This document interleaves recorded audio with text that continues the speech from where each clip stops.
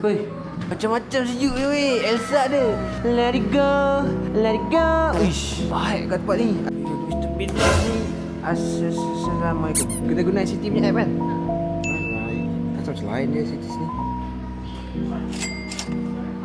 Satu je? Haa. Sekarang ni tempat sejuk ke? Sejuk? Beku tak? Agak saya mati kat dalam. Dia kena pakai ada benda lain ke?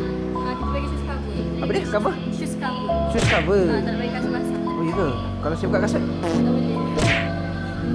Alah, kenapa bagi saya shoes cover? Hah? Tak payah shoes cover ke? Takut kasih masak dia. Ni muat tak saya? Tak nak. Ni kenapa bagi budak-budak je ada? Ha? Dewasa tak ada? Rasa tak ada. So ni saya kena pakai buka kasut ke?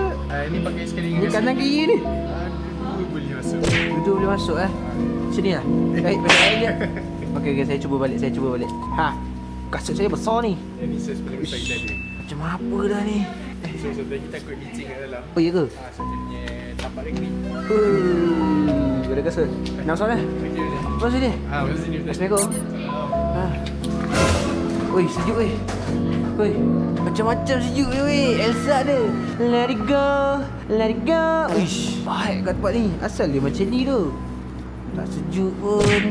Tapi jujur aku cakap, aku rasa macam dekat kilang Shopee Fresh weh. Shopee Fresh yang orang jual-jual sayur. Oh, Ui. Itu salji betul ke ni? Ini salji betul ke? Saya campak boleh tak? Lari ya? Apa hal? Saya campak Ui, saya jarang main salji. Jadi bila saya dah main tu saya jakun sikit. Mana ekor-ekor ni kat sini-sini mana? Tak ada pun. Aduh, kalau ia pun bagilah. Ni tebang-tebang kat sini, dari sini juga. Ni kejap. Cepat. Tunaikan ajak saya cepat. Wih, kejap. Aku nak benda. Wih.